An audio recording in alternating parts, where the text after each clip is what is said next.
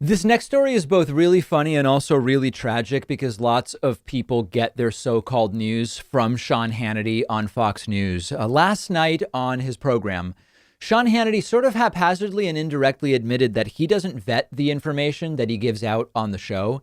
Now, he was trying to make the case that he's so independent that he doesn't check with other people. He doesn't need anybody's permission to say whatever the hell he wants on his program. Nobody is telling him what stories to cover and not to cover. But what he actually ended up admitting is that he doesn't even necessarily know whether what he's telling you is accurate. He doesn't necessarily know if what he's telling you is true, which is actually not unique to Sean Hannity's program as far as Fox opinion programs are concerned.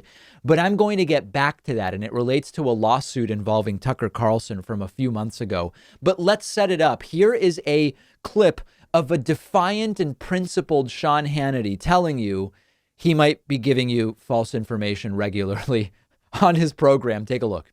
We, in this hour, I am not told what to say. I don't vet the information on this program that I give out. We have always been independent, follow our own path on this show.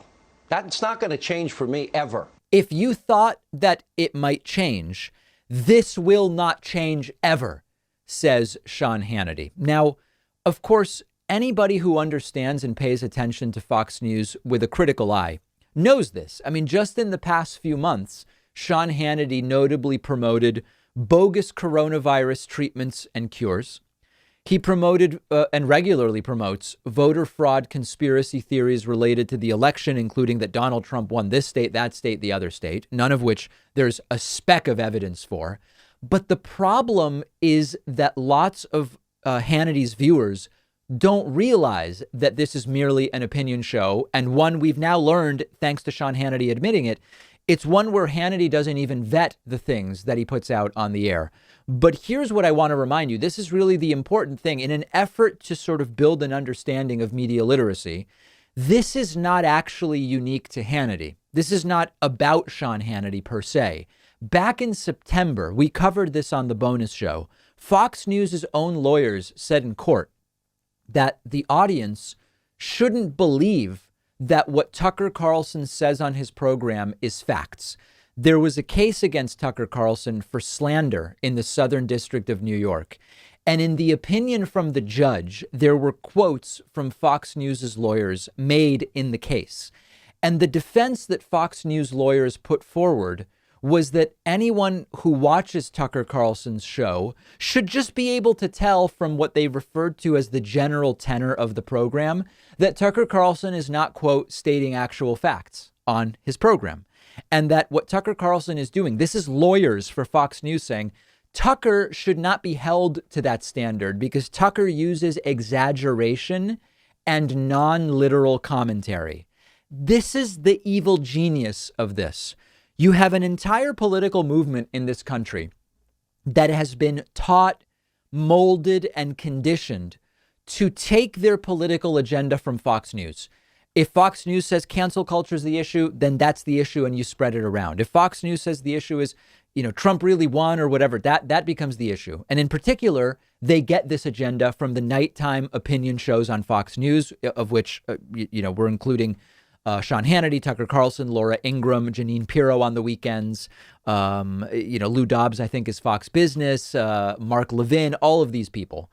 We all know that these are merely bogus opinion shows that are meant to fire up and radicalize and anger the base, which works.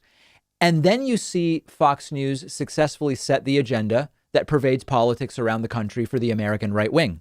But when the rubber hits the road and these hosts start getting sued for slander, or they have other legal issues because of false statements they've made, the lawyers show up and they don't even hesitate. They immediately go to anybody should be able to tell these are not facts being presented. This is entertainment. It's non-literal commentary. And it's actually what Alex Jones's lawyers also argued in, I don't remember if it was some kind of libel or slander suit, or maybe his divorce proceedings. I don't even remember.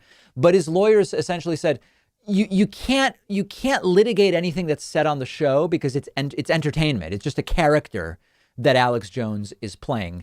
That's exactly the problem, though, which is that Fox News's business model has been, let's dress up radical conspiracies and wild speculation. that would not normally be on national cable TV, but let's produce it in a way that it looks like real news. And when you flip around, and importantly, Fox News on the cable dial often is right next to actual news networks, people flip around and they see it and it's like, looks like news. The anchors talk like this is news. I guess this is news, and people fall for it. So where they say in the lawsuit defending, or in the defense against the lawsuit against Tucker Carlson, when the Fox News lawyers say any viewer should be able to tell this is not factual news where we present facts, that's true. But their very business model has depended on looking like real news so that when people see it, they think they're watching news. Part of it is a media literacy issue. It's an education issue for sure. But part of the problem is that Fox News is participating in being deliberately confusing about exactly what they are putting out. They blend the news and opinion. We've talked about that before, but they also present opinion shows as if they are serious programs rather than mere entertainment. And what it leads to is an audience that when they don't get what they want on Fox, they end up being radicalized over to networks like Newsmax and OAN. And that's exactly what I want to talk about next. When you see me sitting here at the microphone, oftentimes I'm wearing a shirt by a company called Teddy Stratford. And I love these shirts so much that I asked Teddy Stratford to be a sponsor of the show. And here's why I like their shirts so much. With other slim fit button-up shirts, you often get this weird looking gap between the buttons where it looks kind of stretched out. But Teddy Stratford actually has a patented zipper that's hidden underneath the buttons, which secures the shirt against your chest so it doesn't look stretched. And most importantly, it just provides a nicer looking fit overall. And the entire shirt is specially designed to really improve the way your upper body looks when you're wearing it. It also has a special type of collar that prevents it from drooping down and spreading open, which is another really great thing about these shirts. All of these things really do a lot to make a big difference when you're looking at a shirt. And that's why I like to wear Teddy Stratford shirts on the show. Go check them out at davidpakman.com/Teddy. The link is down below and they'll give you 15% off your first order if you use the coupon code Pakman at checkout.